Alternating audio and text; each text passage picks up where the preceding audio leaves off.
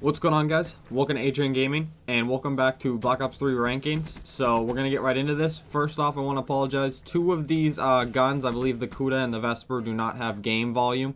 I apologize for that. That was on Movie Maker end. But anyway, number 6 is the Razorback.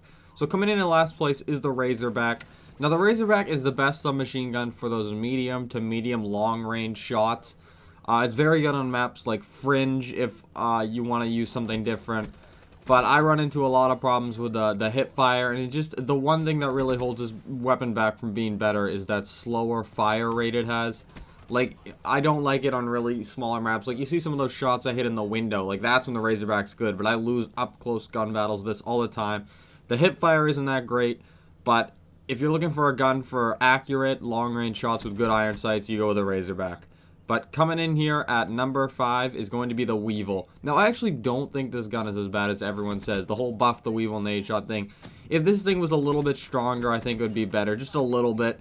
And then it would be, like, in contention for a really good gun. That's the only thing holding this back. Is it's a little bit weak. Like, in this game here, I ended up dropping over 60 kills on an AR map, which is Fringe. But as the game went on after this nice streak, I kind of got why it was still a little bit weak. But the accuracy's there. It's got 50 bullets in a clip, which is very useful. Its hip fire was really good. I've never thought this weapon was that bad, and this is always something like...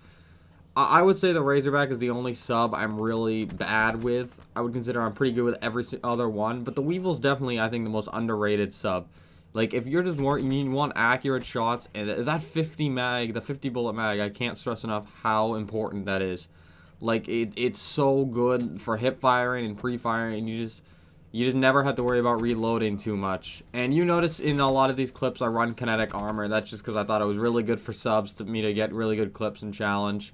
And then, like, see, watch this clip right here. Because this 50 bullet clip and the rate of fire it has, I'm able to pick up a nice accurate 3-piece with long range shots. So, like the Weevil. Number 4 is going to be the Pharaoh. Now, I wasn't sure if the Pharaoh or the Weevil would be 4 or 5 before I made this. Because I only liked the Pharaoh with rapid fire, really. Like, I still liked it, but I loved it with rapid fire.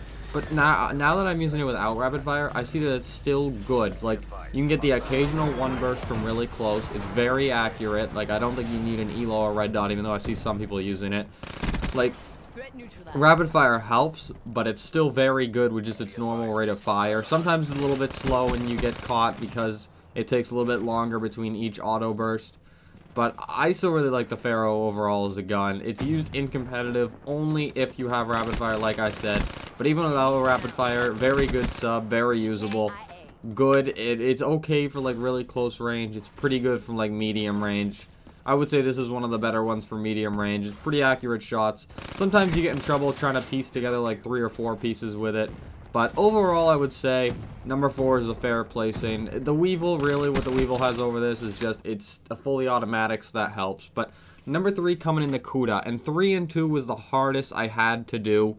I couldn't decide whether I wanted the Kuda or the number 2 spot to be here. And I ended up going with the Kuda, even though this is probably my favorite submachine gun to use because I love the iron sights. It reminds me of the MP5K. Very accurate. And I usually go with accuracy over damage any day. But it's just from that close range because of a little bit slower rate of fire in the 2 guns above this. Like, that's where it struggles a little bit. It's still very usable. It's the most accurate submachine gun. Very good at longer ranges, medium range. Close, it's just that slower rate of fire that...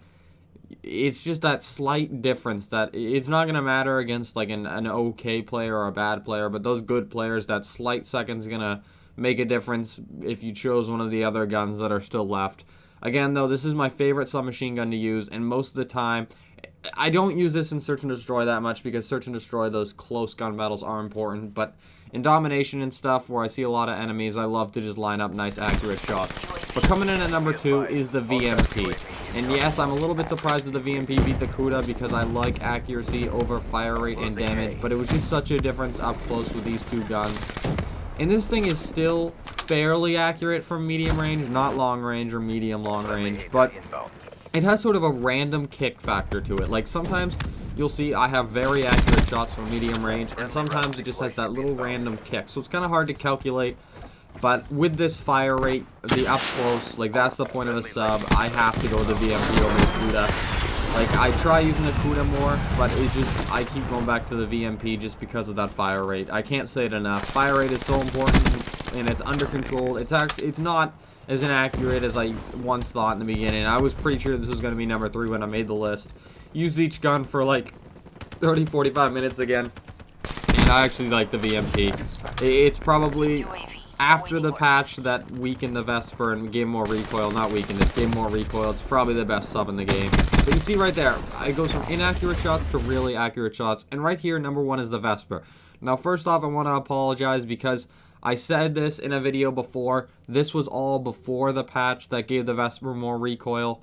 And it turns out that just came out for Xbox One as I'm recording this now. So this is going to be before the Vesper's and fixed it all. So I'm going to talk about that Vesper only. So this Vesper, it just melts. It's one of the best submachine guns in Call of Duty history with how it is now. The hipfire is incredible. It can map people with longer ranges. It just melts people instantly. If you run extended mags, quick draw grip on this thing, it's like the ultimate killing machine. Like, I love running an M8 as an assault rifle, but if there's 4 Vespers out there, like, there's no point in even using an M8 because of how quickly this thing melts. Like, it was on pace to be, like, the best or one of the best submachine guns in the game before it got patched. Again, I'm sorry the timing was a little bit off because it just got patched today. But if I had to say, the 1, 2, 3 would probably go VMP, Kuda, Vesper, and then the rest of the list would be the same. If I had to guess, haven't played with it yet. But that's going to be it for the video today, guys. Please leave a like if you enjoyed. Thank you all for watching. And I will talk to you all later.